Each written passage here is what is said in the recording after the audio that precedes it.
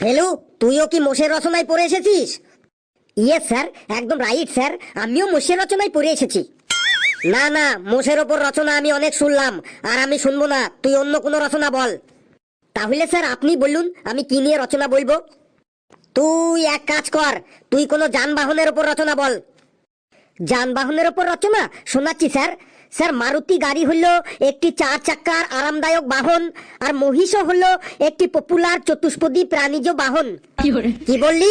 চতুষ্পদী বাহন? হ্যাঁ স্যার, মহিষেরও তো 4টি পা থাকে, তাই চতুষ্পদী বাহন হলো না? আরে, তুইও তো দেখছি সেই মহিষের ওপরই রচনা বলছিস। চল, তারপর কি শোনা। মারুতি গাড়ির গিয়ার, ব্রেক, এক্সেলেটার আর স্টায়ারিং থাকে, যার দ্বারা মারুতি গাড়ি কন্ট্রোল করা হয়। কিন্তু মোষের শুধু একটাই কন্ট্রোলের জায়গা, সেটা হলো মোষের নাক। মোষের নাকের ভেতরে দড়ি ভরে মোষকে কন্ট্রোল করা হয়। মোষের গাড়ির ওপরে 5 থেকে 10 জন বসতে পারে। এই বাহন চালানোর জন্য কোনো ড্রাইভিং লাইসেন্সের, রোড ট্যাক্স, পলিউশন পেপার ও সিট বেল্টের দরকার পড়ে না।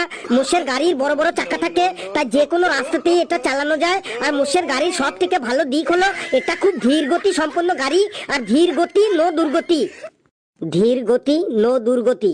বাহ পেলু বাহ, কি সুন্দর ছন্দ মেলালি, শুনে একদম মজা এসে গেল। বেশ, হলো তোর রচনা বলা? না স্যার, আরেকটু বাকি আছে।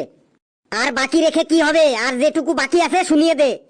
এই বাহন যদি একবার কন্ট্রোলের বাইরে চলে যায়, মানে মোষ যদি কোনো কারণে একদম খেপে যায়, তাহলে সব প্যাসেঞ্জারের হাড়গোড় একদম ভেঙে গুড়মার হয়ে যাবে। এইটা তো তাহলে খুব খতরনাক বাহন বটে। বুঝে গেছি, এ বেটাও মহিষের রচনায় পড়ে এসেছে। ওকে এমন একটি রচনা বলবো যেখানেও মোষকে আনতেই পারবে না। আচ্ছা ফেলু, তুই রথের মেলা নিয়ে একটা রচনা শোনা তো। আচ্ছা স্যার, বলছি। রথযাত্রা উপলক্ষে আমাদের পাশের গ্রামে একটি বিরাট মেলা বসে। আমরা সবাই রথের দিন রথ টানতে টানতে ওই মেলাতে যাচ্ছিলাম, আর হঠাৎ করে রাস্তায় দেখলাম একটা মোষ চলে এসেছে। আর মোষ হলো একটি চতুষ্পদী প্রাণী। মোষের বাঁশির মতো বাঁকানো দুটি শিং থাকে। মোষগুলো বেশিরভাগ ব্ল্যাক কালারের হয়, বিদেশে আবার সাদা কালারেরও মোষ দেখা যায়। মোষের দুধ গরুর দুধের থেকে ঘন হয়।